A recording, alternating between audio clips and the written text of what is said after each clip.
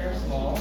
And then, now may prior knowledge about the definitions of mean, median, and mode. The topic is calculating for ungrouped data. Okay? Okay, let's start. Good morning, class. I am your teacher for today, and we will be discussing about the calculation of the measures of central tendency for ungrouped data. But before that, let us have a recall of the definitions of the measures of central tendency. But by the way, can I ask somebody here, what are the three measures of central tendency? Yes. So the three main measures of central tendency are mode, median, and mean. Okay, thank you. Please clap your hands for her. Yes, that's right. Mean, median, and mode. And what is a mean? Yes. So a mean is when you add all the data together, the summation of the data together divided by the number of the data itself. Okay, that's correct. Please clap your hands for all. Yes. Okay, everybody, please read. Go. Mean is the average value of all values in a data set. It is obtained if all the scores are evened out or adding all data divided by the number of data in the set. Yes, as we all know that the mean is the average of all values in a set of data, and we can obtain that by adding all the values and divided by the number of values, just like what Joseph said. So how about the median? Anybody? Yes. Median is the middle data. Yes. Correct. Please clap your hands for her. Yes, the median is the middle value of the data set when arranged. Okay. So how about the mode? Yes. The mode is the receiving data out of the set. Okay, that's correct. In other words, the mode is the value wherein it's the most frequent occurring value or the highest frequency count of the data set. Okay? So, please clap your hands for yourself. Yes, it seems that you have already mastered the definitions and the different kinds of measures of central tendency. So right now, we will be solving the mean, median, and mode of the ungrouped data. So let's have, you can use your calculators, by the way. So let's try to solve problem number 1. So I'm going to give you 1 minute for that, and your 1 minute starts now.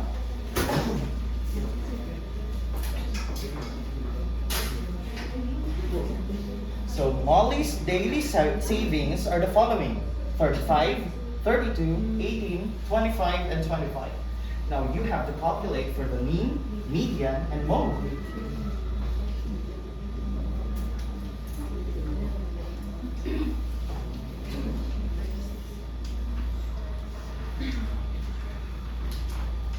From the definitions that we have earlier, you can use that one as your guide in solving this.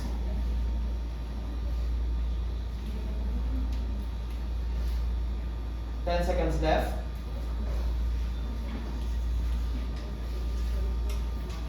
Okay, are you done? Okay, who wants to answer who wants to solve here in the blackboard the mean? Yes. Median? Yes. And mode? Mean, median, and mode. The rest of you, observe and try to compare your answers, other answers. If nakuha mo sa similar mode ka.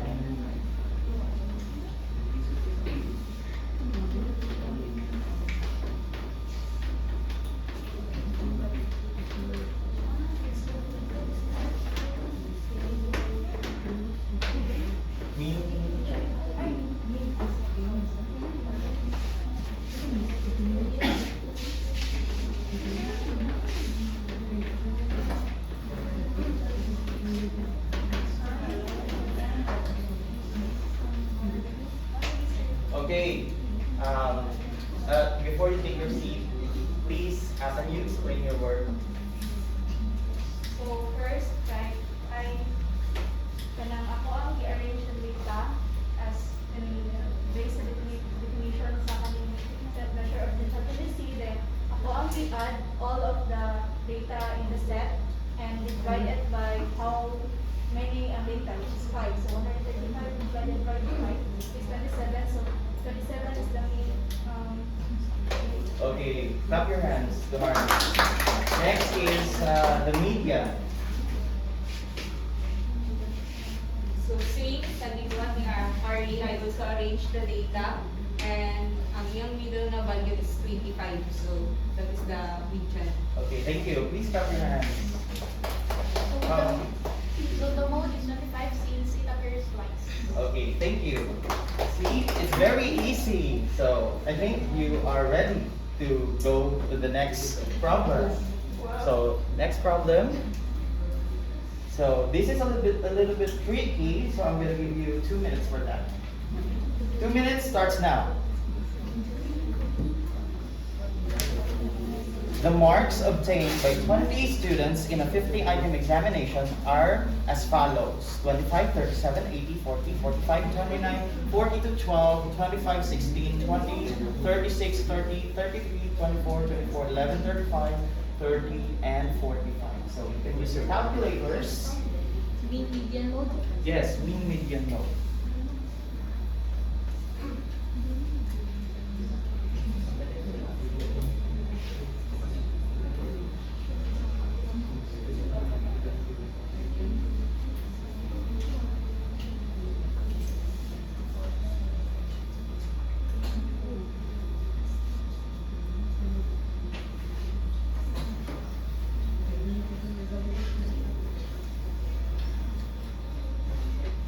One minute left.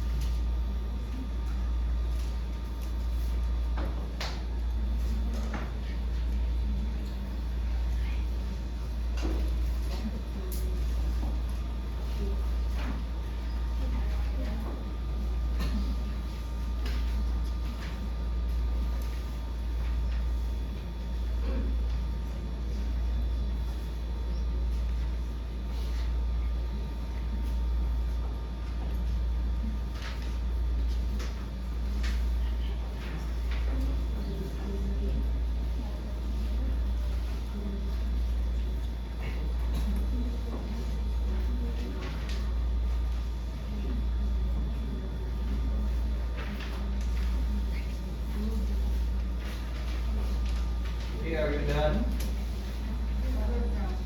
Okay na? Okay, extend. Then 30 seconds.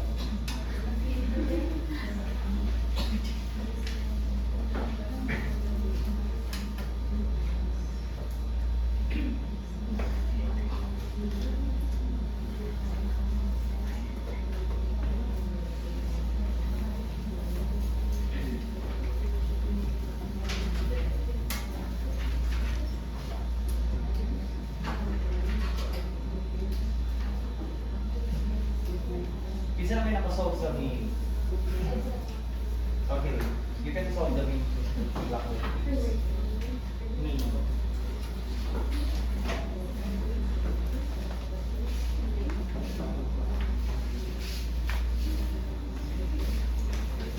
How about sa media? Isa na yung nakasolve sa media.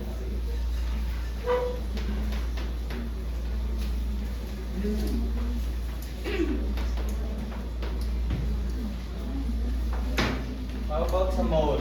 Isa na yung nakasolve sa mode.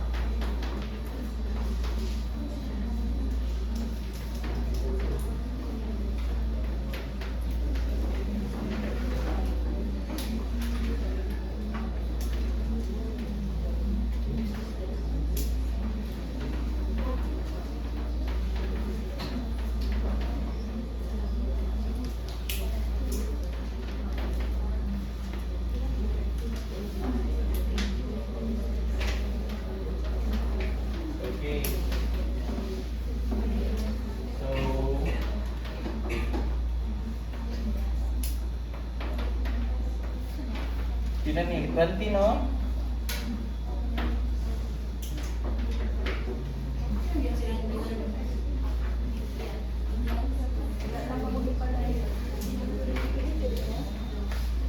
Okay. So, isin na yung same answer ano? Sa media. Try to look at your answers. Did it same? So, isa may na other answer. Kaliyog, ipunta na lang din sa How about sa mean? Same mo, mean? 28.35. Yes. Actually, this is correct.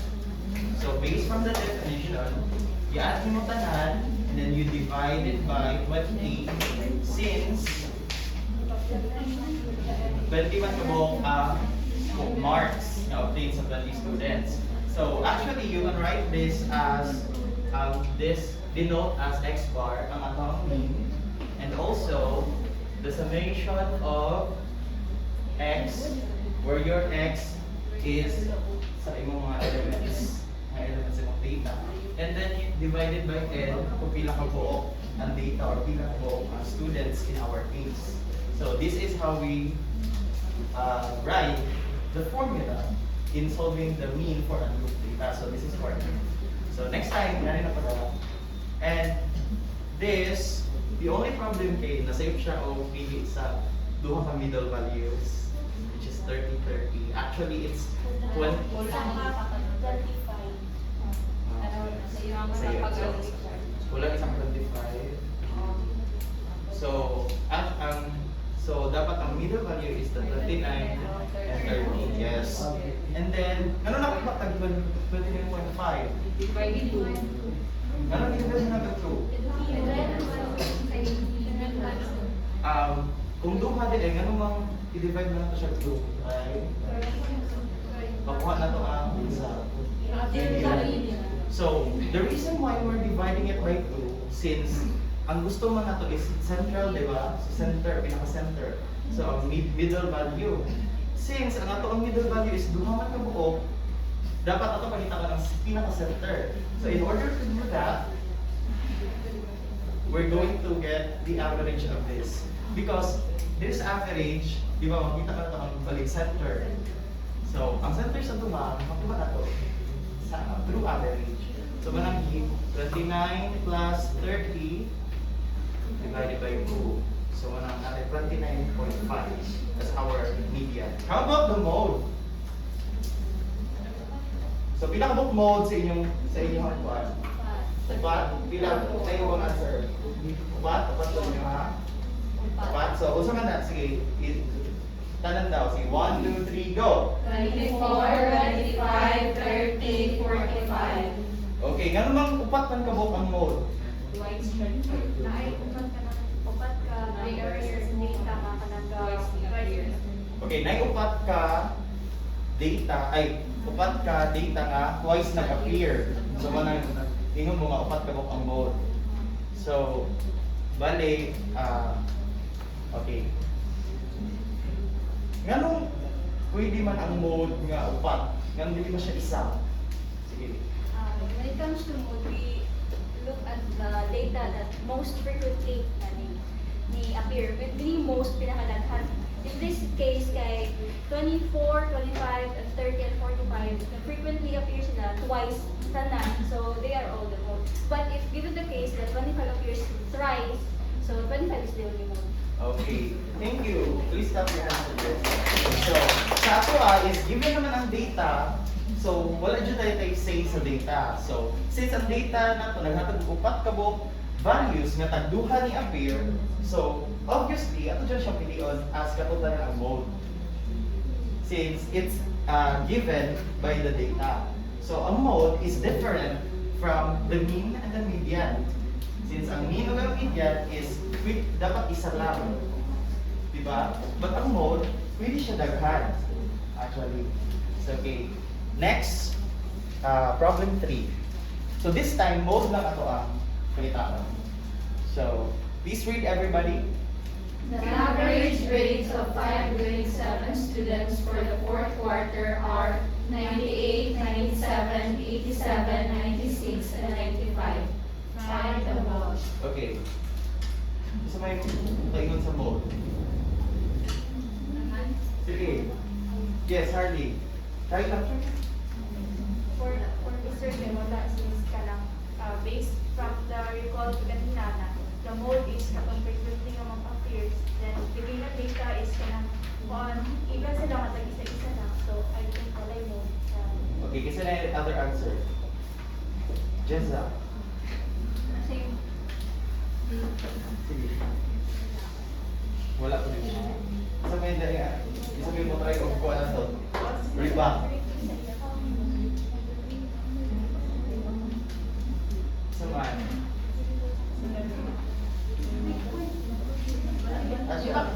Di ba kaya wala man siya mo, ay wala na repeat number, so tawag ba na kay nanuda or nan Okay. So, since wala, atong kita based from the definition, is wala siya mode. Yes, wala siya mode is because wala may nag-frequent nga balik-balik. Okay. How about this one? Last problem.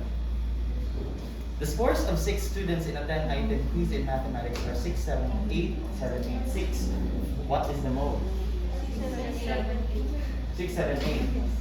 Say 6, 7, 8. Taas ka mo. Pag mo agree. Ikaw, ano man? para sa gyapon kaganina.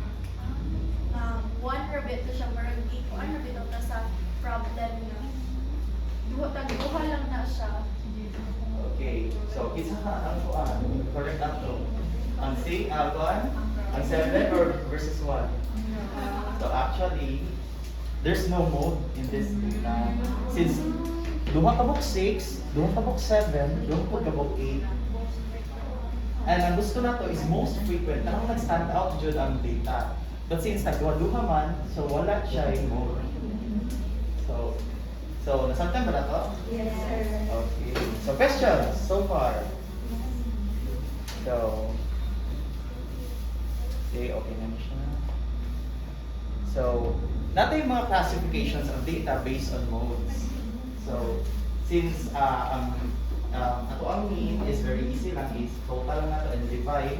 Ang ato ang median is the center. Kung odd, pero kung even, pakita ng average, just like we did earlier.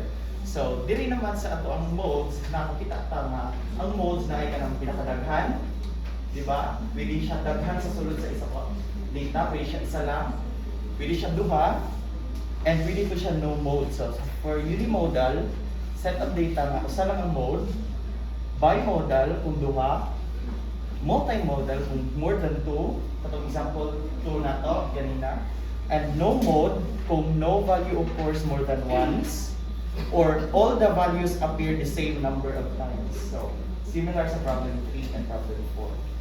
So, we're supposed to create steps para sa ato ang mean, median, and mode, but since wala yung time, so that would be all. Thank you.